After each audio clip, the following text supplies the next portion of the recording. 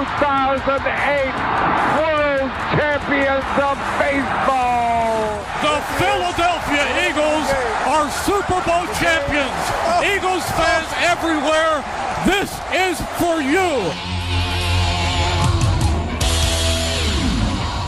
Now entering the game for Philly Pressbox Radio, Bill Furman and Jim Chet Chesko. It's Wednesday, August 13th, 2025, and the Philadelphia Eagles are still Super Bowl champions, and the Philadelphia Phillies are still in first place. Welcome to the Philly Pressbox Radio Roundtable, brought to you by the Irish Rover Station House in Langhorne, PA, Cavs, Philly Tailgates, and the STT Sports Network. I'm Bill Furman. I'll be your host tonight, along with my partner, Jim Chet Chesko. Chet, Phillies playing solid baseball in all areas, winning 7 of their last 9. They're at it today. It's nothing after a rain delay, I believe. They're leading the second-place Mets by 5 games with 43 to go. The Eagles continue camp this week with the Browns as they hit the halfway point. It's time to start hitting somebody for real, Chet. Oh, and I heard a rumor. That you were going to unveil a new album tonight. Oh, never mind. That's another podcast. Somebody else. We have plenty to talk about in Philly sports. Well, the Phils, Bill, are, in pretty good shape overall. You mentioned a 5-game lead as they play game number 120 right now. Essentially, the season's 3-quarter mark. There are some concerns, though, and we will get to those both with Chris Wheeler and you and I chatting. The Eagles have begun those joint practices with Shedeur Sanders and those Cleveland Browns this week ahead of Saturday afternoon's preseason game. And, Bill, this is going to make you happy. I'm not going to force you to talk about the 76ers at all tonight. Well, that's good, but now you forced that Sanders thing out there, and that's a whole nother thing. But we'll cover that, I think, with one of our 2 great guests tonight from Football Stories, the magazine.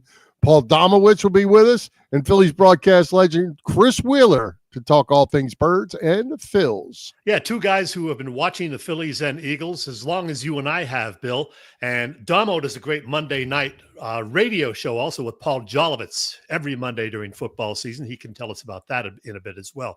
We love having both of these guys on whenever possible. Damo's here. Let's get it going. Let's do it. Let's welcome Paul Domowitch back to Philly Pressbox Radio. Domo, welcome back. Thanks for having me, guys. Domo, great to see you.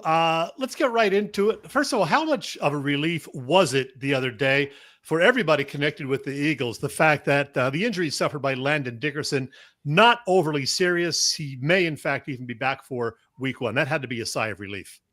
Yeah, that's huge. I mean, that offensive line is the key to that offense.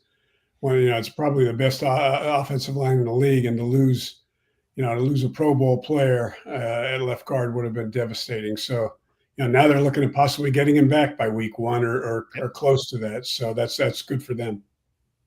Yeah, I had a family member that was down at the link the other night when that happened. He said it went totally silent. It was like, this can't be happening right now. Yeah. That's one of the things they're going to be battling this year and trying to repeat. It's one of the reasons it's so hard to repeat because, 1 year you win, everything goes your way, you manage to stay relatively healthy. The next year injuries hurt you or something else hurts you. And so, but they caught a break there. I mean, getting him back and the fact that he's not going to miss significant time is a great thing for that offensive line. Hey, Paul, some people consider what happens in preseason games to be meaningless. I'm not going to mention any names. That's me. That's me. Too. Yeah. But with guys who have, turned a few heads last Thursday, for example, Tanner McKee, the backup quarterback, A.J. Dillon, Johnny Wilson, and Darius Cooper, can strong showings in a preseason game like that at least give coaches a better idea of what they have in these guys and, what they might be able to contribute in games that matter? Oh, sure. I mean, you're looking at it from 2 different perspectives. I mean, the Eagles don't play their starters. I don't think Jalen Hurts has played in the preseason game since 2022, if I'm correct.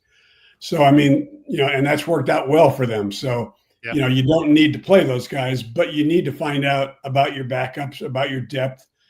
Tanner McKee went up against Cincinnati's number one defense, for the first quarter on Thursday night, and looked great.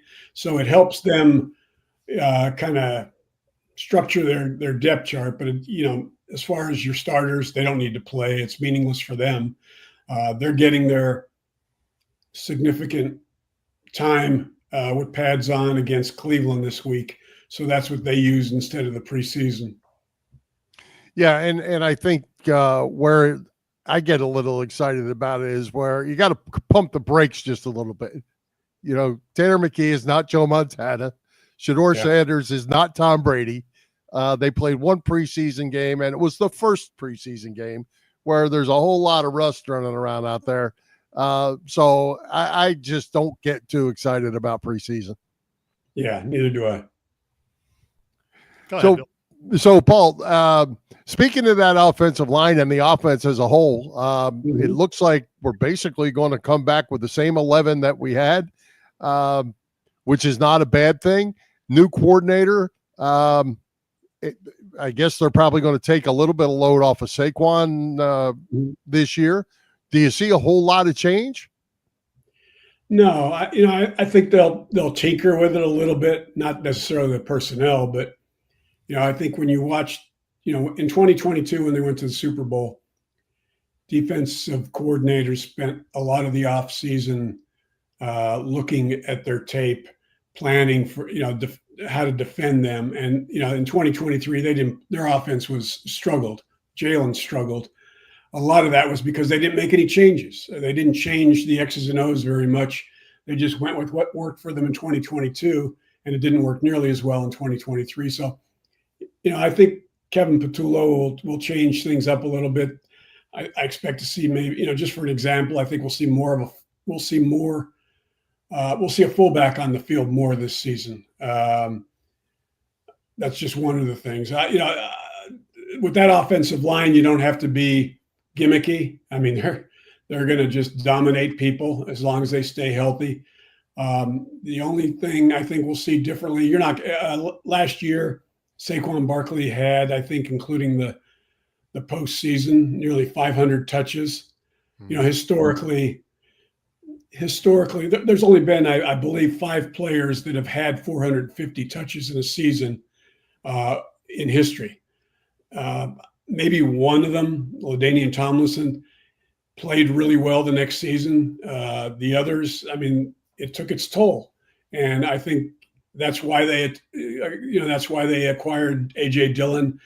That's why they've got Will Shipley. I don't think we're going to see them rely as heavily on Saquon this year. I think they're going to try to mix it up a little bit and give him a break so that when they get to the playoffs this year, he's got something left. Yeah, I agree. Hey, well, you think the draft class, we do think this draft class by the Eagles is pretty good. How much of an impact do you think rookies like Jahad Campbell, Drew Mukubu, and Ty Robinson will make this season? Yeah, I like their first two guys. I like their whole draft, but Campbell came back earlier than I thought he would from injury, from his offseason surgery, I believe.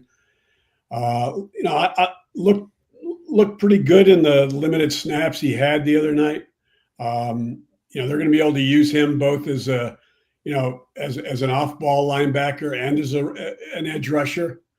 And, the safety, Makuba, I really like him a lot. I liked him at Texas.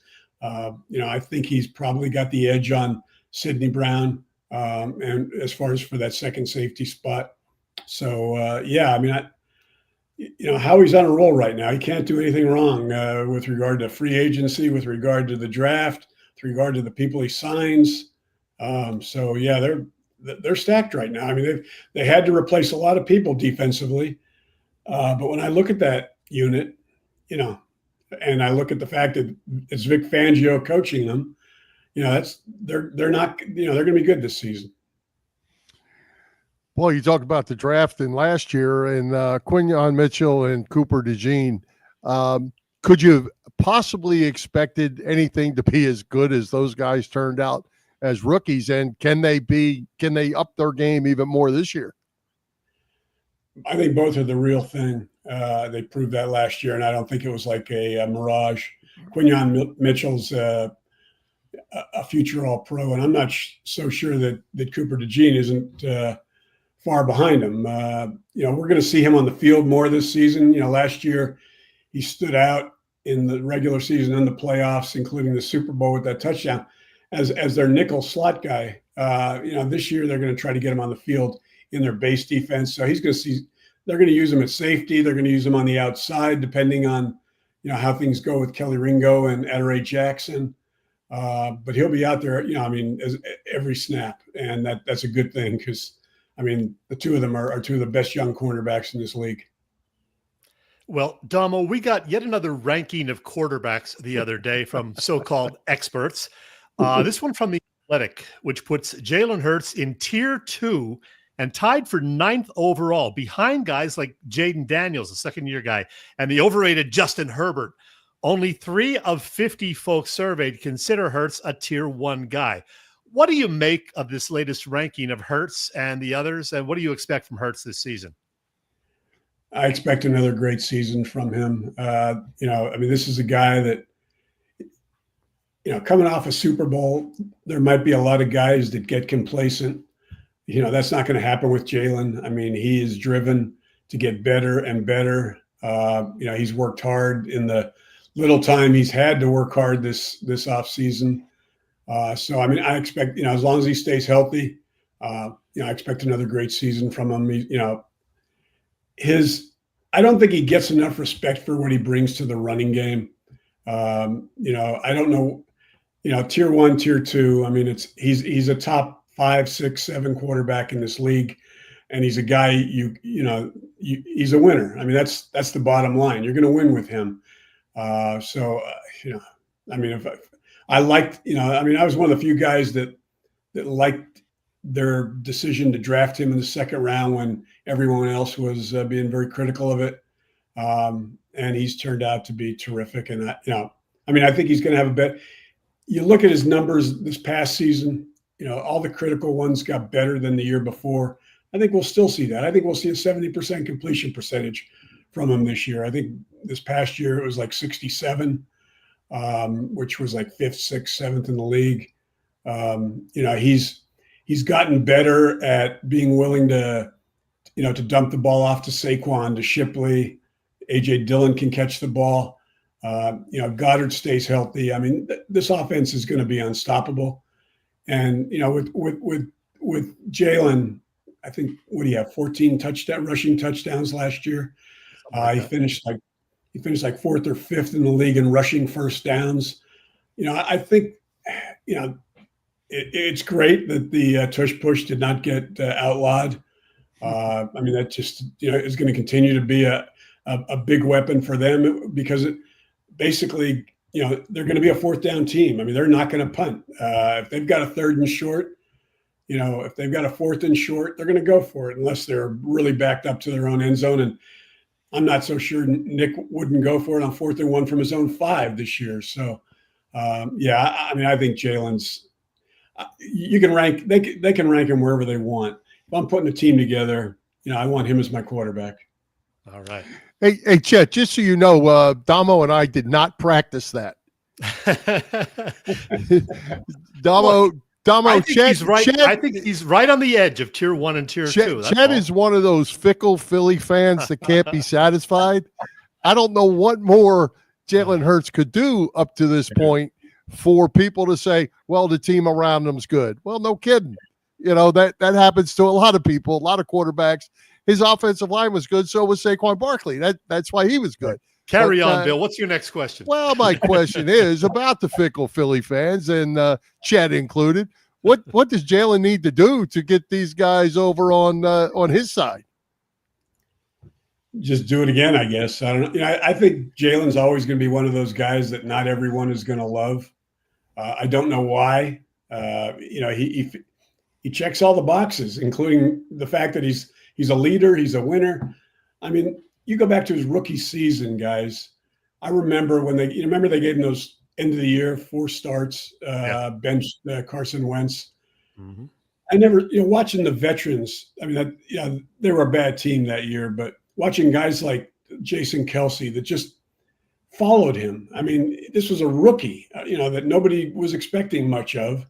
And they just listened to him. I mean, he took over the huddle and they listened. And so, from that point on, he's been this team's leader. He's not a vocal leader. He doesn't say a lot, but he's just he's a winner. And I think that's eventually this town will accept him.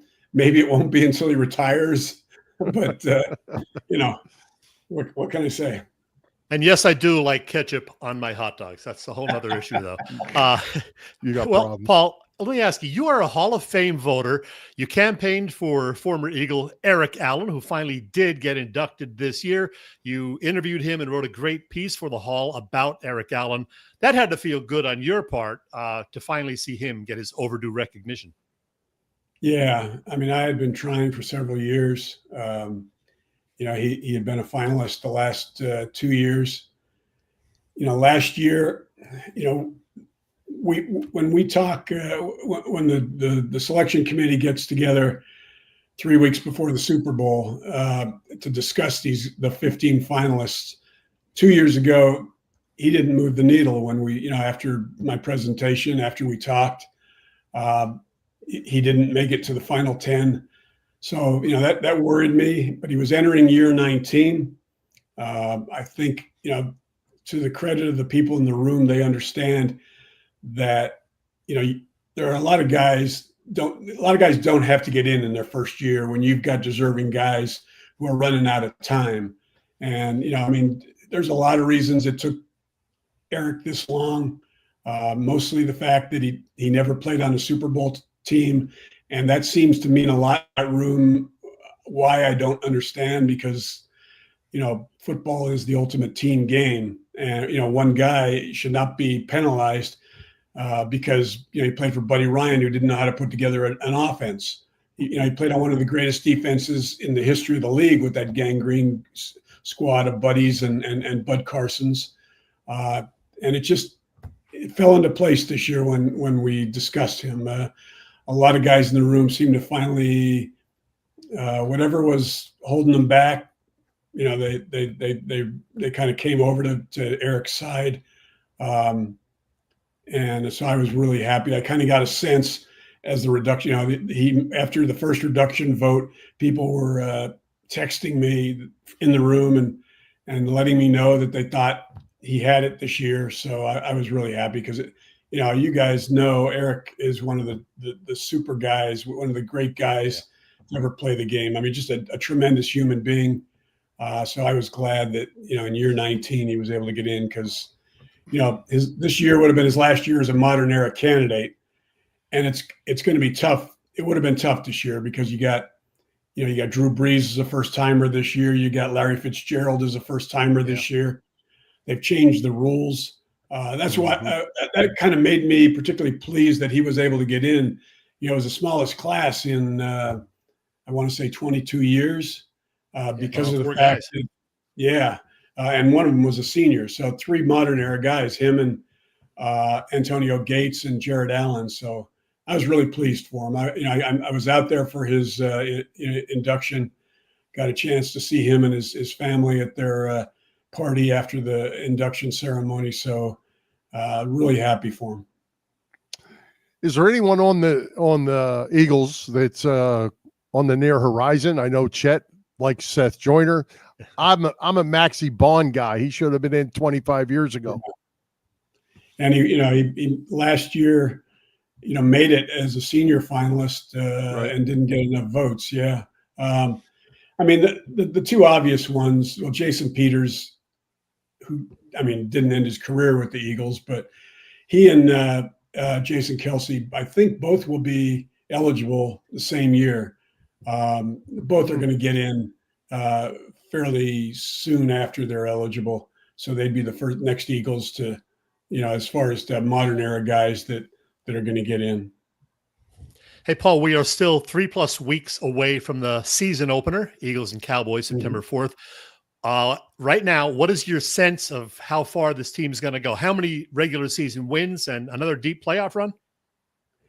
I think so. I mean, history says this is really hard to do, to win 2 in a row. I mean, since 2000, I think there's been 3 teams that have done it. The Patriots, I think the Packers, somebody else.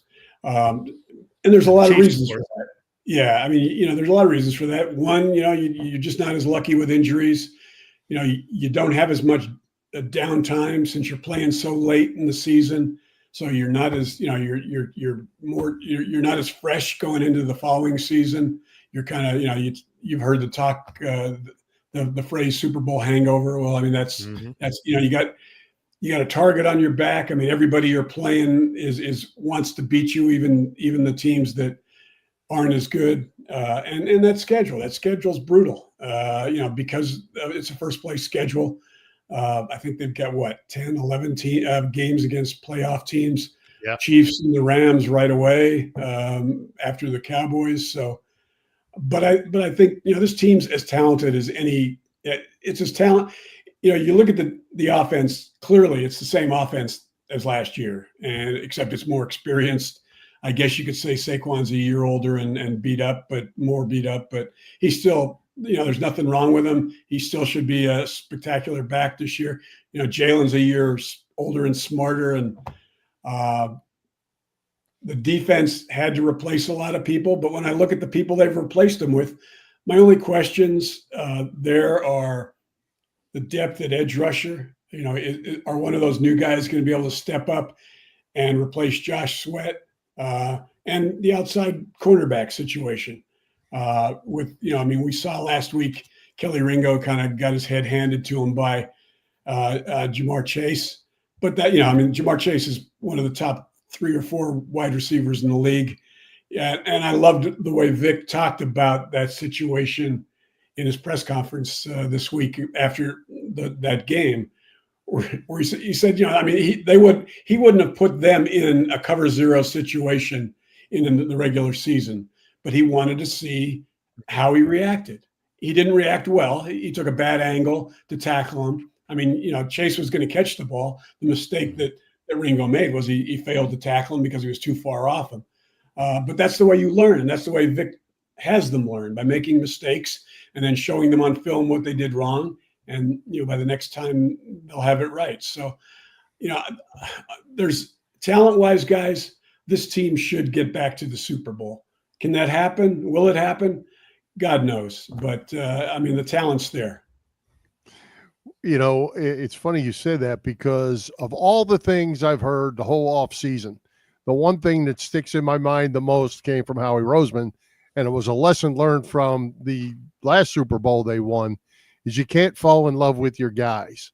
Yeah. And we fell in love with them the first time, and we signed guys we probably shouldn't have signed.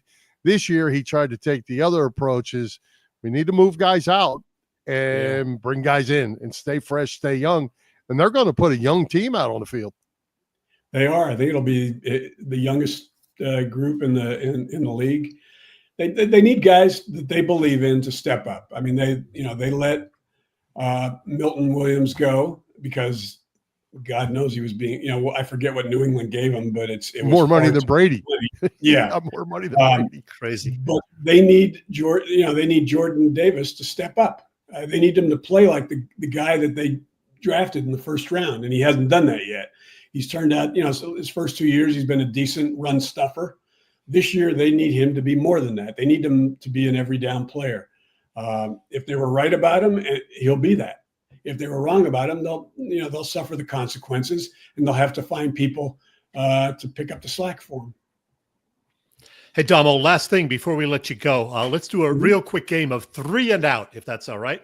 Number 1, 9 Eagles have had their jersey number retired, the 2 most recent being Donovan McNabb and Brian Dawkins. Who will be next to have his number retired? Jason Peters, Jason Kelce, or somebody else? Well, if I'm them, I'd retire Peters and Kelce together, their numbers. But, Kelce, because of what he meant to the city, the whole Mummers thing and and the fact that he ended his career here, I would say probably Kelsey be the next guy to get his jersey number retired. All right.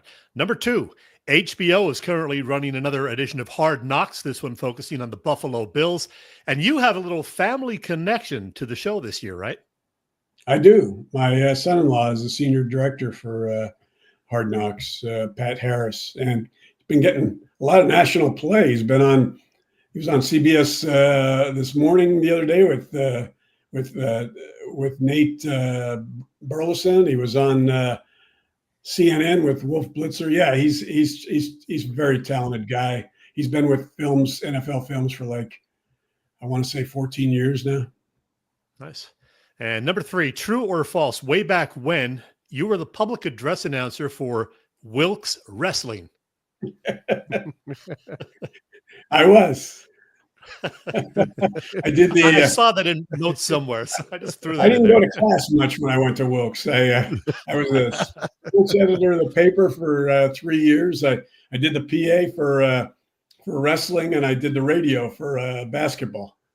Nice. Oh, very good. Hey, Domo, before we run out of time, you've got a new gig going on with Football Stories, the magazine. Tell us what you're doing there, what's going on, and your Monday night show. Yes. Yeah, I do an occasional column for Football Stories for Al Thompson's magazine, and then I've been doing the WBCB Monday night radio show with Paul Domowitch for 4 years now, and I just also finished. I finally finished the book I've been writing on Sam Mills. Now I need to. I'm looking for a publisher, but the book's done. I'm hoping it'll be out next summer sometime. So, I'm still keeping pretty busy. Awesome. I want that book. I'm a Sam Mills fan. I know you are for sure. So, story. I'm sorry. He's an incredible story. I mean, what he overcame. Dying so early and at 45. But yeah, he says it's an inspirational tale. Looking forward to it. Where can everybody find you on your social media and whatever you got so they can follow what you're doing? Facebook. If all the old people that use Facebook. That's me. I'm on Twitter occasionally at PDomo, and that's pretty much it. All right. Thanks, Paul. Damo, we appreciate you taking the time to join us. As always, good stuff, and go Birds. Thanks for having me, guys. You take care. All right. All right, Chet. Philly Pressbox Radio is part of the STT Sports Network, as in Set the Trends. It's a network set up by our pal, Phil Stiefel, host of the terrific Trending in the AM show that you can find every weekday morning on the STT Sports Network YouTube channel. Check out Phil and be sure to subscribe to the channel. Phil's show is on there. So is ours. Yep. You can find Philly Pressbox Radio there in addition to on our own YouTube channel and on our Facebook page. Again, it's the STT Sports Network setting the trends for what sports talk should be. Chet. Yes. Bill. Didn't you have a little discussion with Phil the other day that I kind of caught the tail end of? Phil was having none of it. Okay, now here's the deal. Phil does his show every morning, almost every morning from 8 a.m. to 9:30, right, on YouTube. He has his own YouTube network, which we are a part of. So his show is on there, Trending in the AM. Great show. And he gets a lot of interaction from fans. And it's not always about sports. Sometimes it's about pizza. Sometimes it's about beer. Sometimes it's about pumpkin flavored anything. Well, I happen to mention the fact that I had my first pumpkin flavored beer over the weekend, that I'm a fan of pumpkin beer. Phil, not so much. So Phil kind of bashed me right there. And then he put out a little reel, a little Facebook reel, basically bashing me for liking pumpkin flavored anything. So it's a bashing that's well deserved. As I said in my comment, we wouldn't have that discussion here on Philly Pressbox. Just wait till we get Phil back on here in September or October. He's going to hear it from me. Well, hey, speaking of beer, what's going on at the Irish Rover Station House? This place, the Irish Rover Station House in Langhorne, Pennsylvania, you know that it's one of my favorite places to visit for a beer or two or three and some great food. The Rover always has trivia every Wednesday at 7. How dare they schedule it against our show? They have dinner specials Thursday through Sunday, Killer Burger Thursdays. They got some burger wars going on right now. And they also have Thursday evening specials on wings and Stella Artois. Yeah, after 7 p.m. Thursday, you can enjoy $9 wings, and their wings are delicious, and a big old glass of Stella for just $5. If you have yet to visit, do yourself a favor. Check this place out. It's the Irish Rover Station House. They're located on Bellevue Avenue in Langhorne. You can get more information on the web at irishroverstationhouse.com. And we haven't heard from Mr. Brazier in a while, so JB.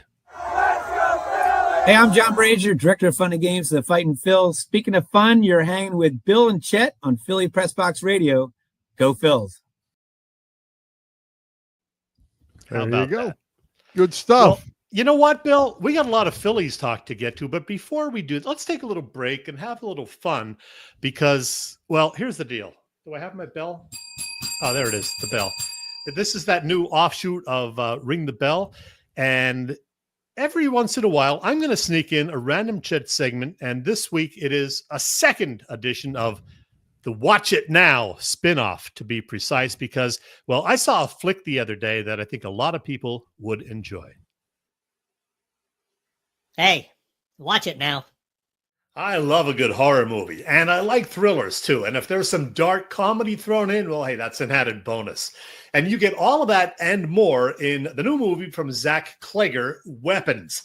The synopsis: 17 young children from the same classroom mysteriously run out of their homes and go missing on the same night at the same exact time, 2:17 a.m., having apparently been abducted by some unseen force.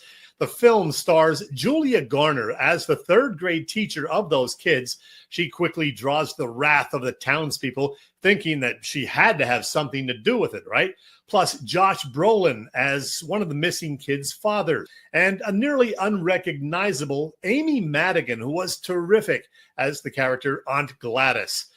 Oh, the setting for Weapons is the fictional suburban town of Maybrook, Pennsylvania, what was actually filmed in and around Atlanta, Georgia.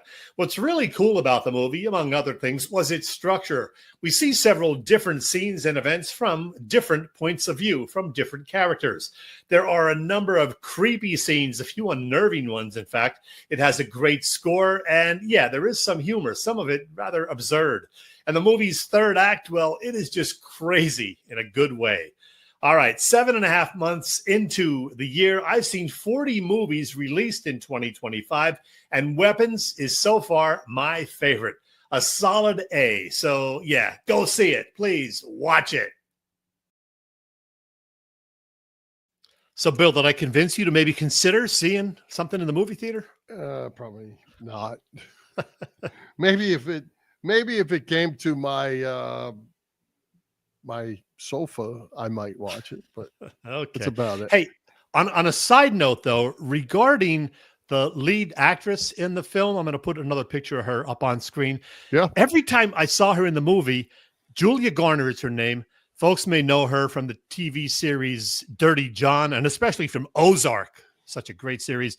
She reminded me a lot in this movie of our friend Chris Gaskill from The Rover. Do you concur? Yeah, I sure do. Yeah, I wish I had a picture of Chris handy to post, but yeah, she just reminded me of Chris Gaskill. Same build, same facial structure. So anyway, yeah, Weapons, good movie. Go see it. There you go.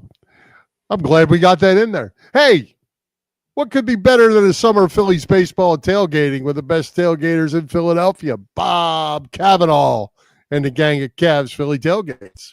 Oh, those guys. Yeah, they have been cooking up a terrific catering business for some 35 years. You know them best for their tailgate parties. Cavs is a 3-time winner of Philly Tailgate's Jack Daniels Tailgate Party Contest.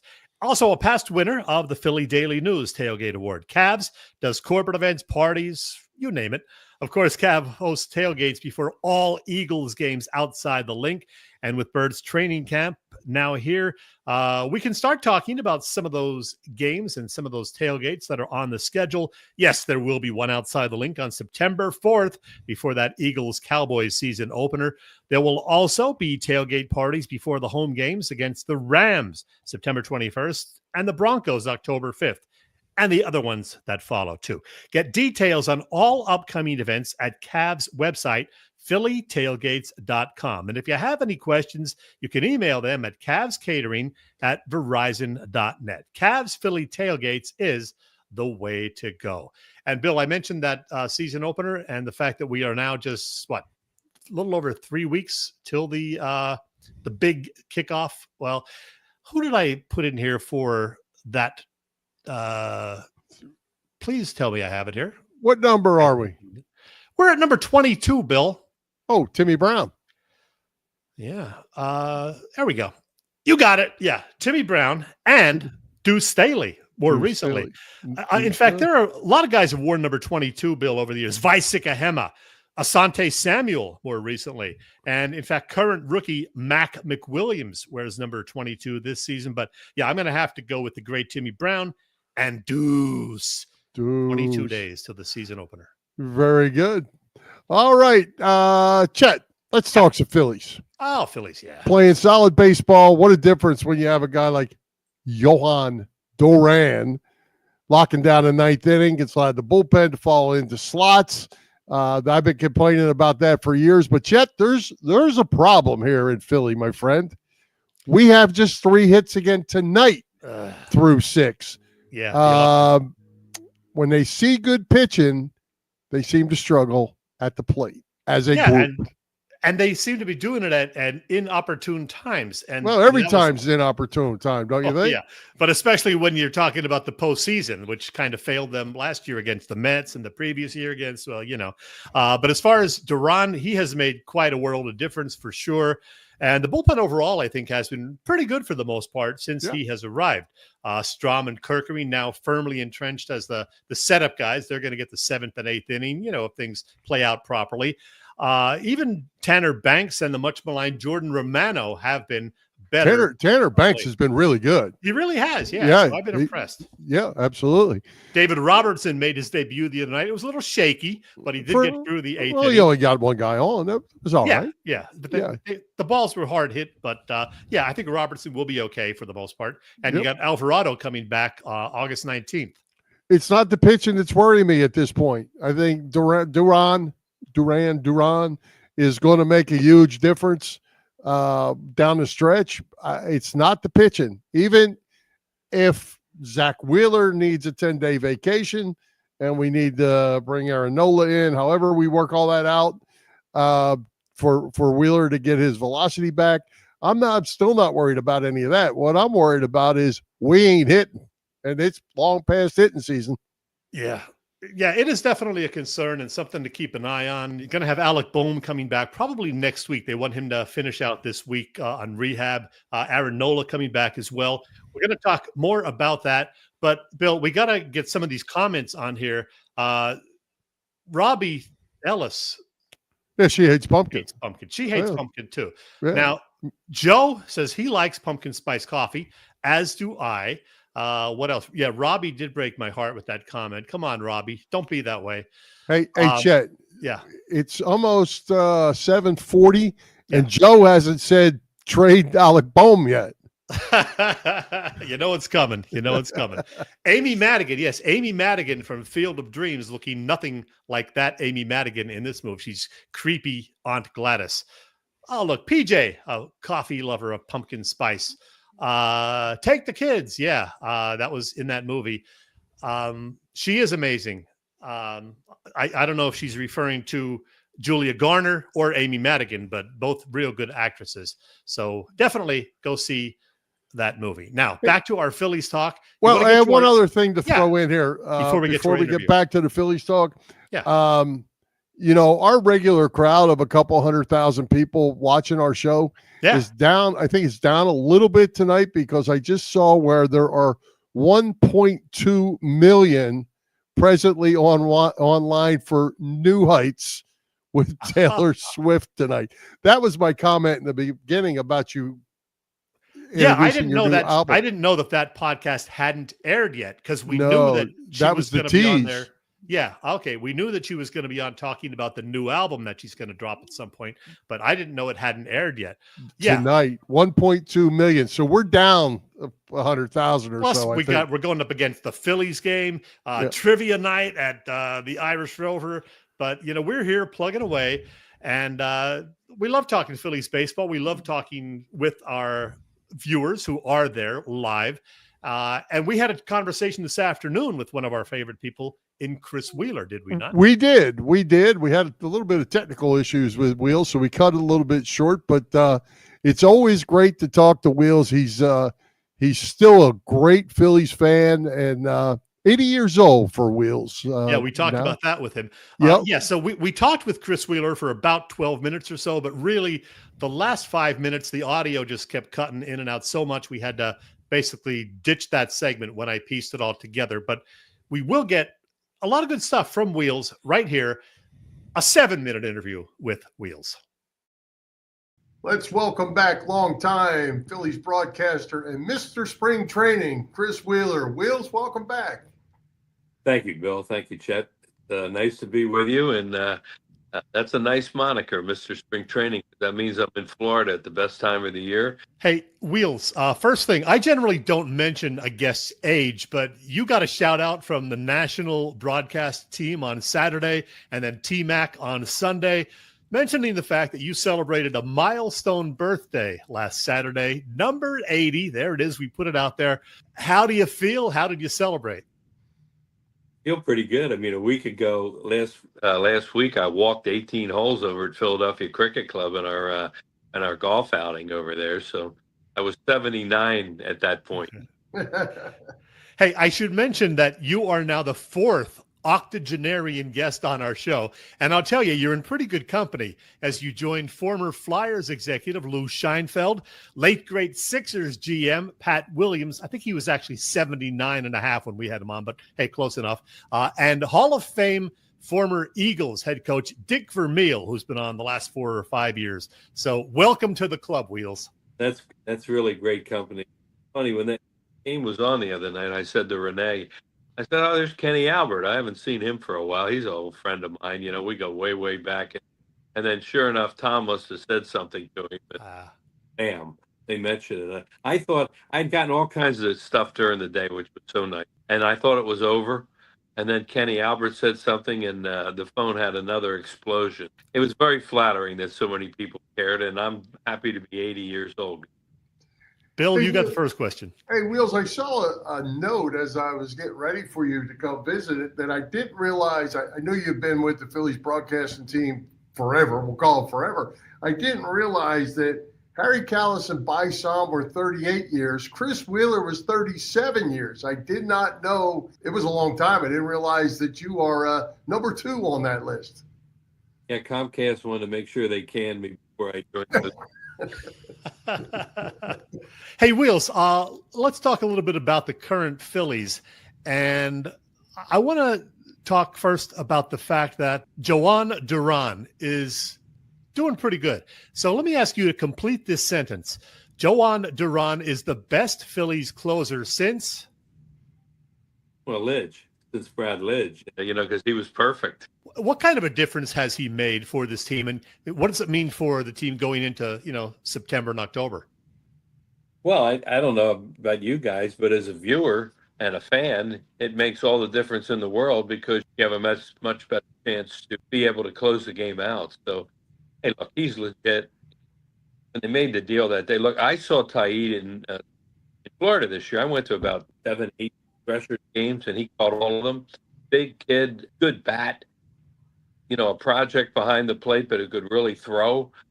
But he was 18 years old. Mick Abel had that one big game in the big leagues. Wheels, one of the things that I've complained about for a long time until now is that the bullpen had no slots. Now it looks like we're slotted guys. We've got 6th, 7th, 8th inning guys, which to me, baseball, they say the creatures of habit. It's a great place to be. Now you got a guy you can rely on in the 9th. Well, trust me, Rob Thompson knows about slotting. He didn't have the guys spot. But, we're forgetting that Alvarado's isn't for postseason, but you have to get there. But there's another guy that I can't imagine any hitter in baseball says, oh, good, I'm really happy. This guy. He might throw one right down the middle and the next one. Chet, if you and I were doing our interview in spring training and I told you in August David Robertson would pitch the eighth, you could say, what do you do? What are you talking about? Hopefully these guys will be able to come in and do their job. Well, Wheels, the Phillies rotation is a big strength, but it's not without concerns. Zach Wheeler hasn't looked quite the same of late, velocity down a bit. Ranger Suarez, same as the last couple of years. He's a concern in the second half of the season. Clearly not the same guy as he is earlier in the year. Jesus Luzardo has been inconsistent. We don't know exactly how Aaron Nola is going to fit in when he comes back, which I think is going to happen this Sunday or Monday. So are you concerned about the rotation a bit? Always concerned about the pitch because so much depends on health. Zach Wheeler says fine. They say he's fine, the medical, but he doesn't have the command that he has. So much of his career has been with the Phillies. Until he starts to locate his fastball, be concerned. Absolutely. Ranger's one of those guys who's never thrown hard, but he is what he is. They say he's healthy. Sanchez has been the guy that thought he was going to be good. And Taijuan Walker has had a resurrection. Will's one of the big concerns that I have, it seems like is with the bats. It seems like whenever there's a good pitcher, let's go good, they struggle. And, last night for sure, the night before, until they got deep into the bullpen, they struggled. That concerns me probably more than the pitching at this point. Oh, yeah, absolutely. Yeah. It's been amazing how much better the defense, but the lineup is not. It hasn't been a good hitting team all year. And what are the answers? Putting into 7, 8, 9 new players. These are the guys you have, and they have to do it. Yeah. Wheels, it's sounding like or looking like we might not see Justin Crawford or Andrew Painter this year, or maybe a September call-up. I don't know. Are you okay with that? Absolutely, I'm okay with it, because that means the guys you have are doing better. There's another guy that I got to see a lot. Where are you going to play him? And then you bring him up to sit on the bench when he can still play at AAA for a few more weeks, get more at-bats, get more experience.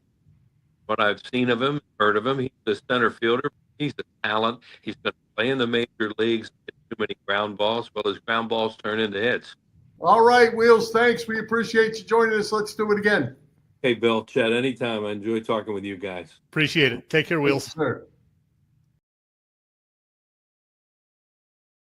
Yeah, again, we apologize for those technical difficulties. We got what we could, though, and always good to talk with Wheels. Got some good stuff there. We didn't get to hear what he had to say about a potential 6-man rotation. I don't know how I feel about that, but, Bill, as we speak, the Phillies are losing tonight 4-0. They have 3 hits through 6 innings. Yeah, I don't know what to say about the hitting, Chet. Last series they relied on the bottom of the order because the top of the order was struggling, top 4. Now the top is struggling and the bottom's not hitting either. They're moving the lefty righties in. That seemed to be working okay. It's not working okay now. They're just not hitting overall as a club. And baseball's the funniest of games. Kyle Schwarber was just hit the cover off the ball a week ago, and he's looked absolutely horrible. Except for that one home run. Harper as well. Harper was hot. He had, 20 extra base hits in 20 games. Now he's been slumping. Nick Castellanos, through his first 2 at-bats tonight, 1 for 26. Yeah. So, not good. Yeah, and, the only way to fix it in baseball when you have rosters the way you have them is play through it. And in the meantime, though, it's good to be 5 up. It's better to be 5 up than 5 down and struggling, as the Mets struggled terribly for the last handful of weeks to get themselves from having a 2-game lead, 2.5-game lead to 6 games back at a point. Yeah, but now if the Mets win tonight, Phillies lose, it's down to 4 games again, and the Phils and Mets do play each other, I think, twice more over the latter part of the season. In fact, I believe it's 7. I believe it's 7 head-to-head contests in the last month. And with that said, the pitching is still solid. But you is it though, Bill? Is it? Yeah, I think it is. Who you not liking? I'm a little concerned about Wheeler with the fatigue, And I'm very concerned now about Rangers Suarez. Suarez, the first half of the year before the All-Star break, his ERA was like 2.59 or whatever. Now it's up closer to 5 since the All-Star break. Wheeler, as you know, has had some shoulder soreness, and they're talking about maybe putting him on the 10-day IL, as we discussed. Sanchez, I'm not too worried about, even though they're losing 4-0 tonight with him on the mound. But they're starting to show some signs of wear and tear. Well, you got to hit. You got to hit. You got to hit. 2, 3, even 4 runs in today's baseball should win you games. When you have a 0 on the other side, it don't really matter what you do. So there's the answer. Bowman has 9 home runs. Yeah. I don't know what Bohm did to Joe Howe, but I think Joe thinks he's the only thing they have of any value to get anybody from. But the trade deadline's passed, Joe. You might as well get on with it. Give it up. Give it up. It looks like we will get to see Nola on Sunday. They haven't officially announced that, but Thompson hinted at them pushing Suarez back from Sunday to Monday or Tuesday next week, indicating that would go with he would go with Nola on Sunday. He pitched pretty well in Lehigh Valley Tuesday night, 5 2/3 innings, 4 hits, 11 strikeouts, I believe. Mm-hmm. So I think Nola is certainly ready. So put on your GM hat or your manager hat, whoever's calling the shots over there. I believe 42 games, if I remember. 42 left. After 42 tonight. left as we hit the middle of August. You got to make the call. 5-man rotation, 6-man rotation. Wheeler get 10-day vacation. What are you doing? Make the call. I would give Wheeler a little 10-day IL vacation to rest. It seemed to help him a couple of years ago when they, shut him down for a couple of weeks. So I would do that. And then as long as Nola is okay, if they go with a 3-man rotation in the playoffs, I'm talking Wheeler, Sanchez, and Nola. Because right now, I can't trust Suarez, and I'm not even sure about Luzardo. So I want to see how everybody performs over the next few weeks. Taijuan Walker, as you mentioned, he has pitched very well over the last few starts. So, boy, I don't know what I would do between now and the end of September, but I would definitely shut down Wheeler for a little bit, and maybe even Suarez too. I was going to ask if you were going to throw an apology out there to Taijuan Walker with the bashing you used to do of him. Is it time that, maybe you suck it up a little bit? Yeah, I will definitely apologize to Taijuan Walker. I mean, everybody, including you, Bill, did not want to see Taijuan Walker back on the Phillies mound this year. But I think you might look back on some tape and you might hear somebody say, he is not as bad as he's pitching. He's been in the big leagues a long time, and he could get it together. Yeah, you're talking about Taijuan. And by the way, today is Taijuan Walker's birthday. So happy 33rd birthday to Taijuan Walker. And yeah, he has been a real pro this year, doing whatever they asked of him, starting, relieving, skipping starts, filling in whenever needed. And he hasn't complained. He would love to be a starter in the rotation all the time, but he knows that's not going to happen right now. So I do give him a lot of credit. Taijuan, I'm sorry. There you go. Who thought that was coming? Hey, what do you think about Cincinnati? Cincinnati has Kyle Schwarber throw out the opening ball last night. Yeah, and then they give him his dad threw it to Kyle Schwarber. And his dad. And today they gave him a key to the city of Cincinnati. Talk about an all-out recruiting blitz. That $100 million, $120 million we've been bouncing around on this show. Heck, I saw a number the other night somebody threw out there, said it's going to take $300 million to get him. Oh, come on. Well, that's ridiculous. Not for a designated hitter. But yeah, Cincinnati is certainly going all out. Nothing's ridiculous. And, I was 75% sure that Schwarber would come back to the Phillies next year. Now I'm closer to maybe 55%. I'm starting to lose a little faith because it's not going to happen now till after the season. We know that. Dombrowski has pretty much admitted that. And Cincinnati really seems to want him, and it is his hometown. So I'm a little worried. Yeah. Well, hey, Chet, we had great guests tonight at Paul Domowitch and Chris Wheeler. Who's coming to Philly Pressbox Radio next week? Next week, Bill, we have our annual visit from a great former Philly. This guy pitched a no-hitter. Talking, of course, about our friend Tommy Green, who has been spending some time this week down the shore with Bernie Perrant. He'll be here next week, though, to talk baseball and all things Phillies with us. May or may not have a second guest. Always great. Always great talking to Tommy. He's got such a different insight because he's been there and done it. Bill, a couple other things that I want to throw in before we wrap up. First of all, how about the fact that Major League Baseball has its first ever female umpire? Yeah. Jen Powell, she made her debut over the weekend. Apparently did a pretty good job. And how about she didn't? But oh, really? I didn't hear that. Go ahead. I didn't hear the review. Yeah. Not a great job? Not a great job. Oh. Wow. And I have no problem that they put her there because no. she can't be worse than the garbage they run out there every day anyway. True. But I'm surprised it took this long, though. I mean, NBA has had female referees since 1997. The NFL for a dozen years. So yeah. But the funny thing about that to me was the very first pitch was like 5 inches inside. Oh no! And she called it a strike. Oh. They stopped the game. I mean, the box is here. It was out here. Wasn't even close. They stopped the game. Yeah. Took the ball out of play, threw it to the authenticator for her to have as as a keep. It's all good. It might have been good if it was close to a strike. Wow. Close to the right call. Yeah. It was a thing. But you know what?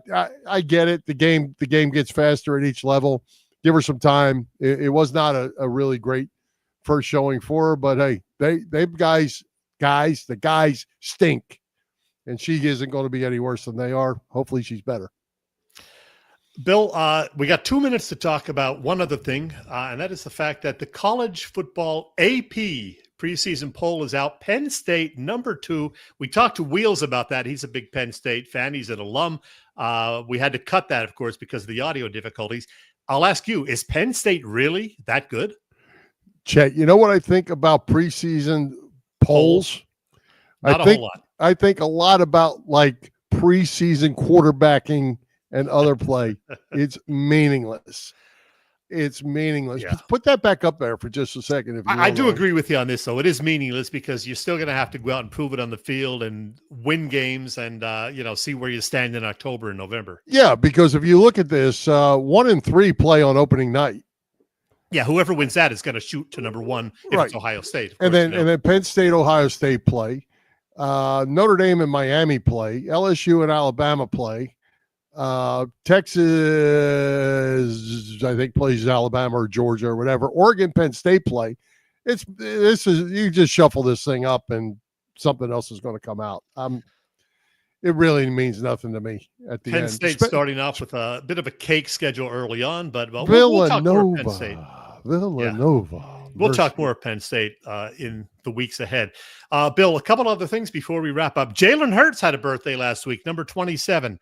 Today, the late John Facenda, the legend, would have been 112. Wow. Johnny Gaudreau, the great local hockey player from South Jersey, and then Columbus, he would be and should be celebrating his 32nd birthday. Speaking of hockey, though, Bobby Clarke, the legendary former captain of the Flyers, celebrating number 76 today. Man, and tomorrow, Bill, Tim Tebow turns 38. The great Magic Johnson rocks 66. And how about this? Halle Berry celebrates number 59. Wow. Yeah, and wow. Bill, one final thing. Steve Martin, one of my favorites, turns 80 years old tomorrow. And as a fan of Steve Martin, I slapped together what I think are my favorite 10 Steve Martin movies. You got to go Planes, Trains, and Automobiles. Father of the Bride, I loved that as well. And The Jerk, his first big movie in 1979, an old favorite of mine from my college days. Well, it's not surprising that you're a big Steve Martin fan because you like ketchup on hot dogs. So it all basically... I don't know what that connection is, but okay. All right, let's wrap this thing up. Let's thank tonight's special guests, Paul Domowitch and Chris Wheeler, our sponsors, the Irish Rover Station House, Cavs Philly Tailgate, and PPCC 118 Raz Room. For Jim Chetchesko, this is Bill Furman. We hope you enjoyed the show. We'll join Philly Pressbox Radio next Wednesday August the 20th at 7 p.m. You see us live on Facebook, on our Philly Pressbox Radio YouTube channel, and on the STT Sports Network YouTube channel, and listen on Apple Podcasts, iHeartRadio, and all the others. High hopes, Philadelphia sports fans. Let's go Phillies and go Birds.